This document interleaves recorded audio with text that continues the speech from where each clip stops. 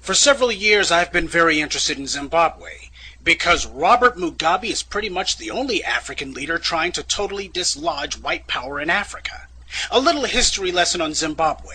White supremacy came to Zimbabwe starting with the genocidal lunatic Cecil Rhodes. The country was then renamed Rhodesia.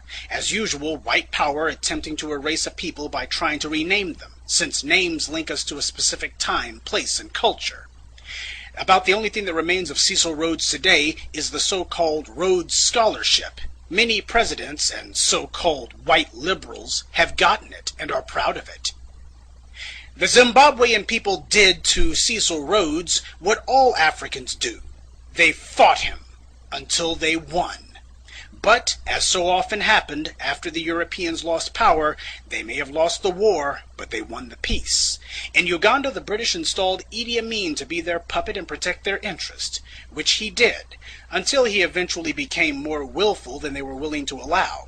He tossed out the Asians and denounced the whites. They've claimed, with hardly any evidence, that he murdered thousands, hundreds of thousands, possibly millions.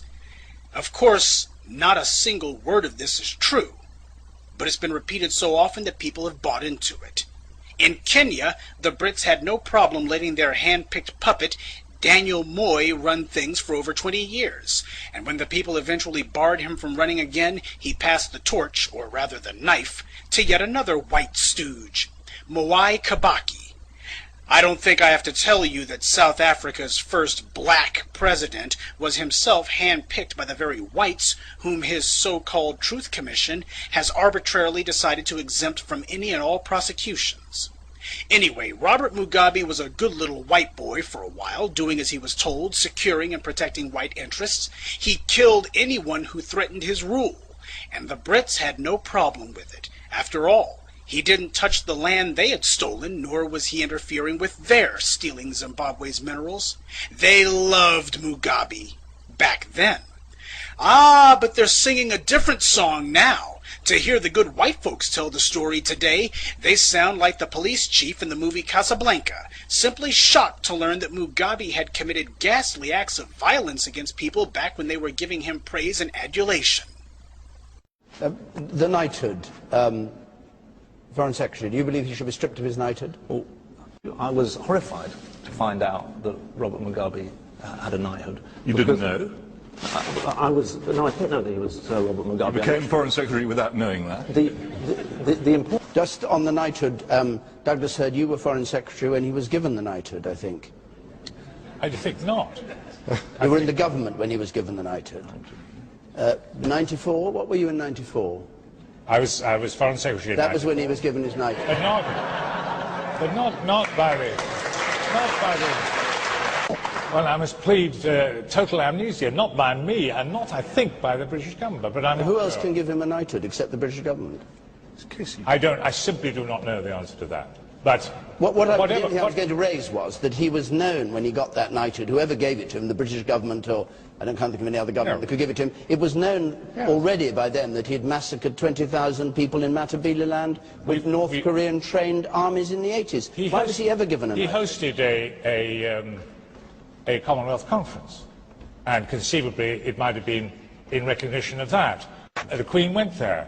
He was, I don't say in good standing, but he was a member of the Commonwealth alongside a lot of other people. Of course you did. That's right. Robert Mugabe is actually Sir Robert Mugabe, a knight of the British Empire. So, if Mugabe was a loyal wannabe white boy, what changed? Under immense pressure from the African people, he eventually became dissatisfied with being the whites' lackey and decided to start taking back his people's land. This is where the British and the Americans declared war on him. The main cheerleaders against Mugabe has been the BBC, the British news outlet through whom the world has gotten its news about Zimbabwe for the last 30 years. They've accused him of everything but the Jewish Holocaust. Until Mugabe started reclaiming the land, that same BBC wrote nothing but glowing reports about him for over 25 years. But the instant he started taking back the land, they've had nothing but scorn. In order to make it clear how evil Mugabe is, the white media decided to manufacture a hero in their little drama. They chose the MDC, the so-called Movement for Democratic Change. The MDC was started in the late 1990s, back when Mugabe was still carrying water for the whites. The MDC didn't want whites out of power. They just wanted the money the whites had been giving to Mugabe to be given to them instead. The whites at first ignored the MDC, and the MDC couldn't get their candidates elected dog catcher. They had no money and no media support. But when Mugabe started reclaiming the land for his people, all of a sudden the whites started pumping cash into the MDC like crazy. The BBC decided these guys would be presented to the world as heroes fighting against an evil dictator. Of course, they never tell anyone that the only thing the MDC is fighting for is for whites to keep the land they've stolen. No economic policy, no agricultural policy, no educational policies. The MDC's entire political platform can be summed up in 7 words. Don't touch the land the whites stole. Mugabe is called a racist, but the BBC never once has shown the world just who the men who run the MDC are. Men like Ian Kay, a domestic terrorist charged with numerous counts of inciting violence. And this guy is a member of the MDC and is now a Zimbabwean parliamentarian. In a country where whites are only 1% of the population, how is it possible that this guy can be a member of the parliament? Because he's one of the racist white thugs who was running the place during colonialism. He's used the money he stole to engineer a place for himself in the government of a country he shouldn't even be in. Idiots like Morgan Chirangi are only puppets. It's bastards like Kay who actually run the MDC. Chirangi does what they say. But back to the whites' PR war against Mugabe last year. Realizing they couldn't pull in Iraq and gin up a quickie excuse to invade because everyone would recognize it as recolonization, the whites in London decided to take out sanctions instead. And when that didn't work, they asked the US to do the same. The president at that time, W, gladly obliged. Pay attention, because what comes next is crucially important.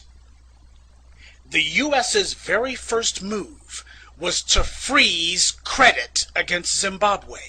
I'm sure you've heard the term credit freeze the last 10 months. It's a credit freeze by the World Banks that has brought the U.S. to its knees, destroyed the housing market, and caused a global economic catastrophe. I highlight that so you can understand how important credit is to a national economy, even the U.S.'s. The U.S. still has working farms, working factories, and a service sector, but credit alone has caused nearly 10% unemployment in only a few months. This is what the Brits and Americans did to a country with nowhere near the financial resilience of the United States. This was when Zimbabwe's economic troubles started, not during the land reclamation. Neither the BBC nor any other part of the white media has told this story, but you're about to hear it now. They instead talk about Zimbabwe's economic woes, and they always talk about the whites being forced off the land they stole.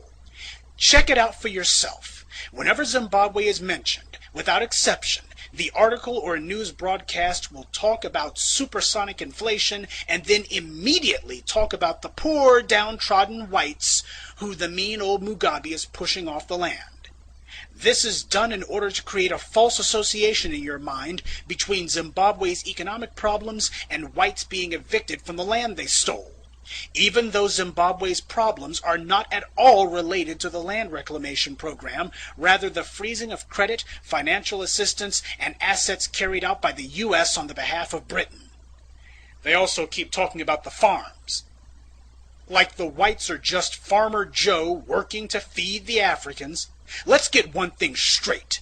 The Africans were no better off food-wise before Mugabe started taking the land back. The main people who benefited from the white so-called farmers in Zimbabwe were the whites in South Africa. The Africans have never had full bellies off of whites owning the farmland. But that's the way propaganda works. They want you to think that reclaiming the land has caused massive starvation, when it hasn't.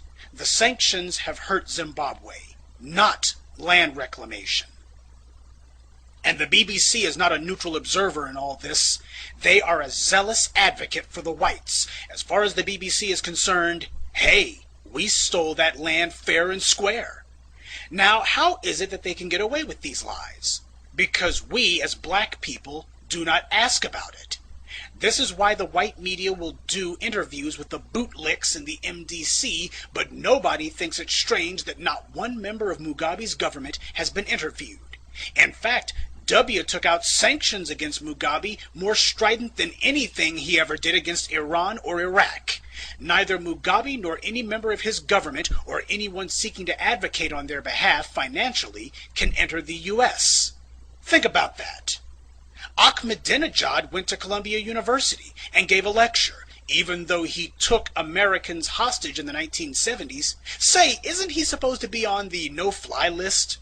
The U.S. has removed sanctions against Libya and normalized relations with that country, even though Gaddafi was responsible for the deaths of Americans, the destruction of U.S. airplanes, and numerous acts of terror against the U.S., for which he has neither been punished nor so much as apologized.